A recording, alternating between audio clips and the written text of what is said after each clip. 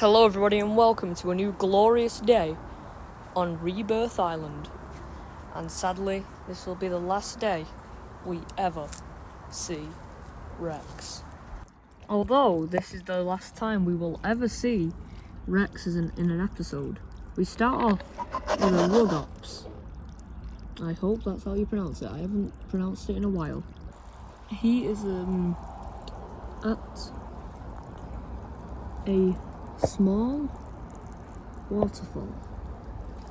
Now, you're wondering where this water source came from out of nowhere. Well, beavers, a bit further up through that forest, blocked it off. And now the dam only just got through. Well, the river only just got through. Finally creating the river the animals here needed. Further down the stream, we see a Triceratops drinking. This one is a female, as you can tell by the dull coloration. She is very happy to know that there's a water source that isn't at least a mile walk away. But soon comes Rex. He's a lot more dirty than usual, because he just got out of another fight with a Reaper. Seems like the female Triceratops has found the camera. But approaching where Rex just was seen is not a good idea.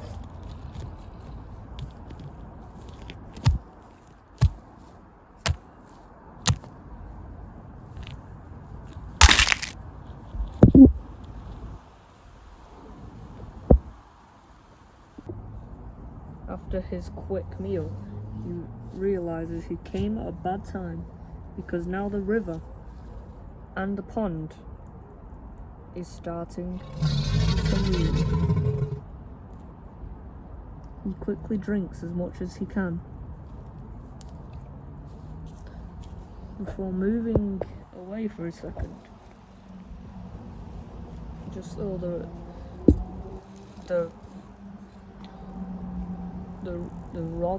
Rugopus, I hope I said that right, doesn't get small dog syndrome, if you will.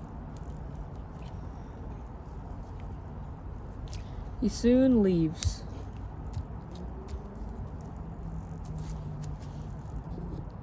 Now you must be wondering, the only flying-ish dinosaur or anything prehistoric we've seen is an Archaeopteryx.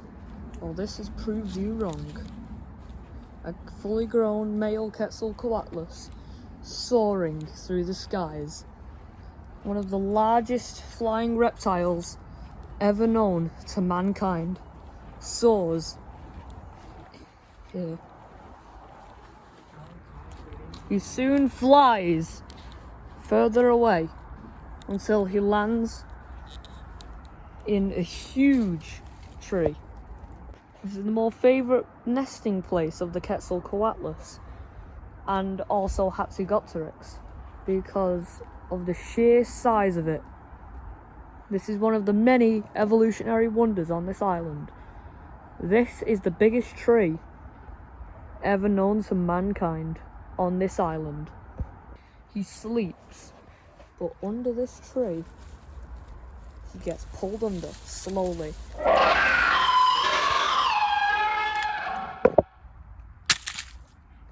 It was Blueback.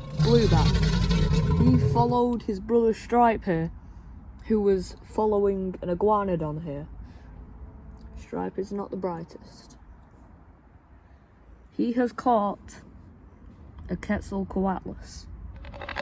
Believe it or not, this one was young. That's why size difference. He digs in, enjoying his meal. He hasn't had fish for a while, but this will have to do, for his large size requires a lot of nutrients and sustenance.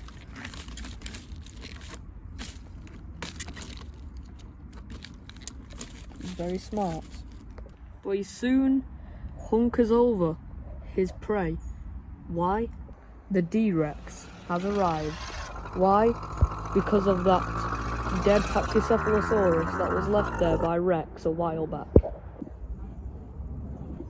Blueback roared, but not an aggressive one, just the one to say that he doesn't mean any harm and let the D-Rex take his meal.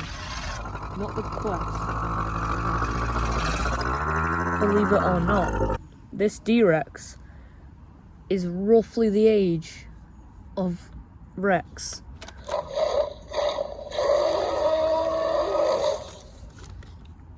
And he's bullying meals out of fully grown alpha predators.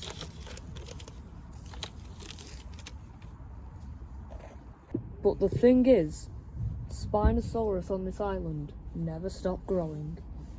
And as of now, Blueback is only 20 years old, meaning he can grow larger than the D-Rex.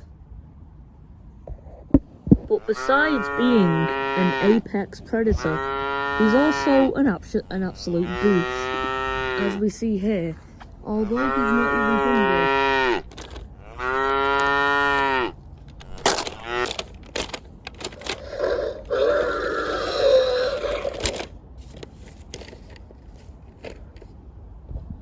he just killed an iguanodon for the fun of it.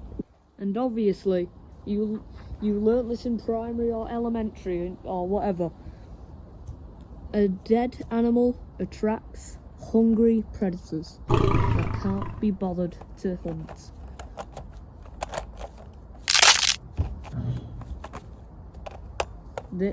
That said predator in this situation is Rex. You see, the rug opus, I hope I'm saying that right, kind of just got a bit frantic really and startled Rex by a lot. So he abandoned his meal, the Triceratops. And after eating his fill, the second wave comes in. And those scavengers are the ones we only seen in one episode. The Dilophosaurus. Well, in this area, in one episode at least. Because, like, the Dilophosaurus is very common around here, surprisingly. And this pack of Dilophosaurus is incredibly large. We only see 3, but I assure you, there are plenty more. Stripe comes in and takes a few bites before jumping over the carcass and letting his younger brother dig in. This one is Camo, and the large one is Boss.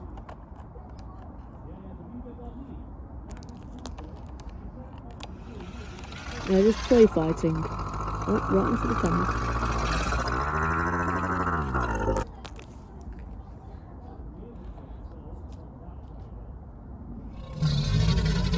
Funnily enough, in 2017, a large pterosaur flew into mainland. What was it now? Chicago, I believe. And after that, the public became aware of this island, and poachers became a thing here. But this group of poachers, luckily, won't last long. Brachiosaurus. They all come out there.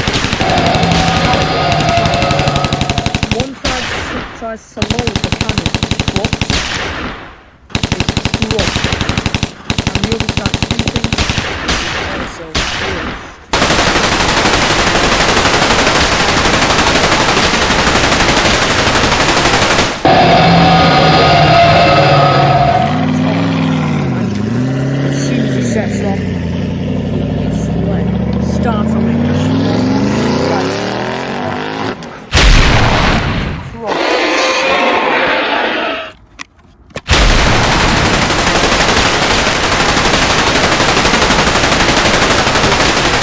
this mad. So what could have happened?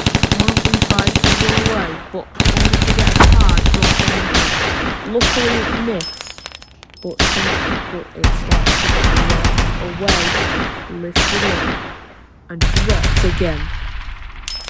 After a while of carnage, someone manages to load the massive cannon, but just as they're about to get crushed,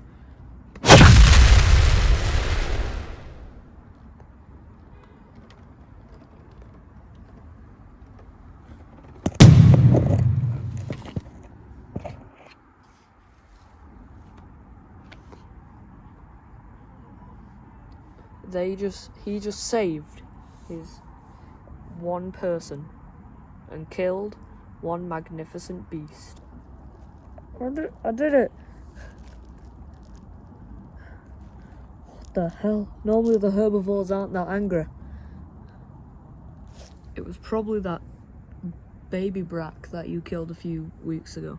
You killed a baby brack?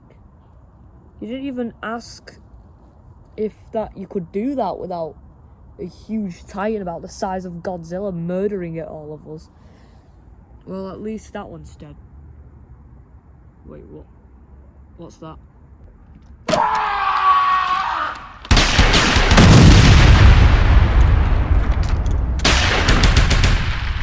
Another Brachiosaurus comes in and destroys everything, killing off any human or any human thing it can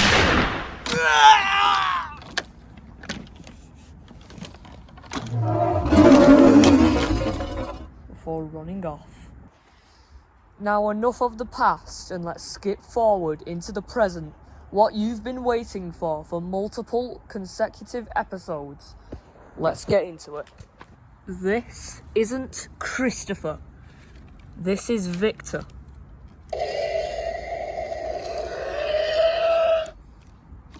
His brother Christopher is all the way in the deserty forests. But what is he roaring at? He is roaring at Blueback, who is so large now he has to walk on all fours.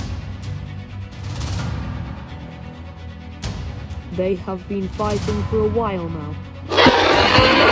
Roars at Victor to stop pretending to be bored of this already, and they fight.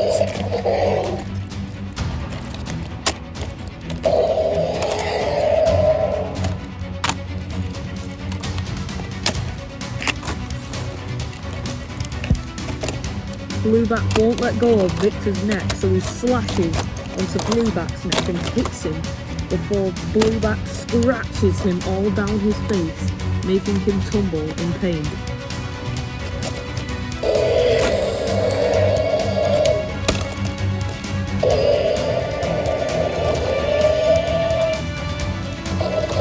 Blueback tries protecting his neck from the ferocious bite, but it's useless.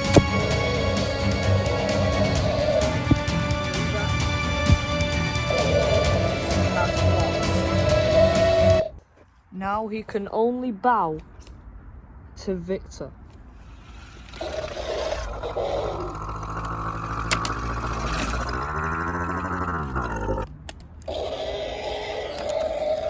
He bites Blueback's arm before kicking him and walking away. He didn't even bleed a drop of blood. This is Rex. Oh wait, no, that's his son. This is Rex. You heard right. Rex is now one of the largest animals on this island and has a son. His son is called Scotty, named after the famous T-Rex specimen. He lays down and gets comfortable. Scotty, being the mischievous one, goes to explore, but falls down a small slope. It still hurts his foot though, and he cries out, "Bad idea. A loud roar emits from deep in the forest, and Scotty runs off into his sleeping area. Rex heard it too and lets out a loud defensive roar. It's Victor. It already seems like Rex is going to die, but as you know, Rex never dies. He uses his iconic move, hitting and biting down on Victor's neck, chomping vigorously, scarring his face and parts of his neck. But Victor used one of his hands to pin him down, bites down on the leg. Rex uses his tail and lower body to push himself and Victor. He gets on top of Victor and bites down on the snout, hoping to break it off, but he's also kicked. Rex stands defiant though, and Victor isn't happy about this. Biting down and slashing and headbutting, stomping. He may die, but the iconic kick comes into play again. As Victor is trying to get up, Rex breaks his arm.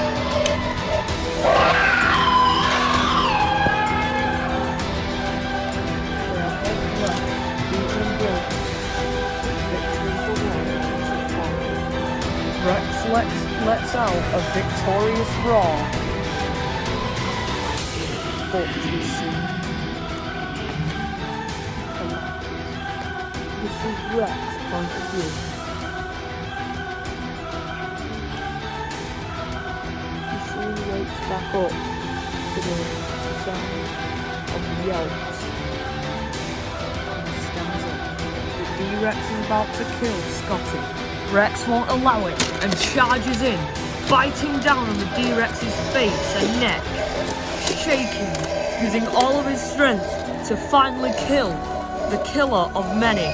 But the tables soon turn, and Rex is under the D-Rex getting pummeled.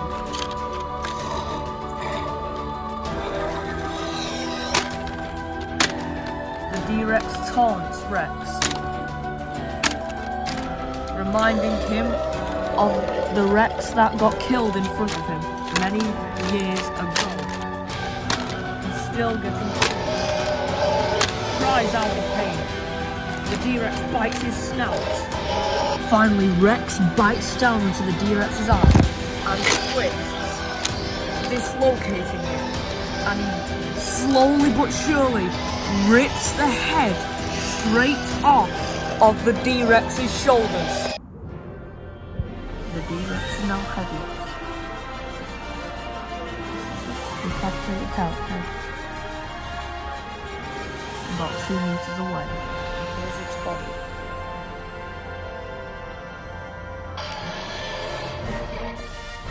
He lets out a victorious roar, his last ever breath, before collapsing. He slowly breathes.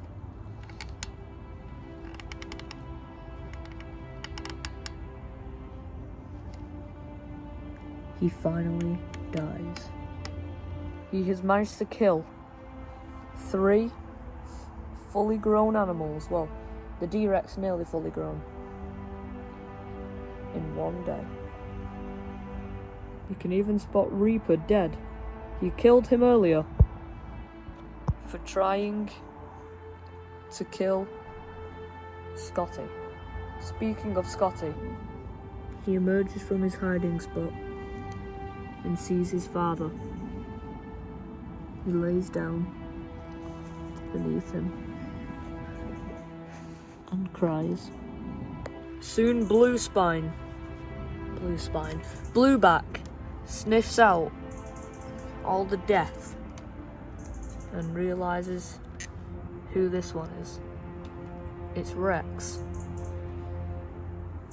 And if you didn't know, Blueback has protected Rex on many occasions, and Rex in return has protected him and kept balance, as much balance as possible, in his planes.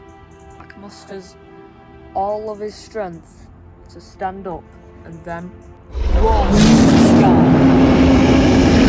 Rex. Thank you for watching this epic but depressing tale of Rex the T-Rex. We'll see you next time on Rebirth Island.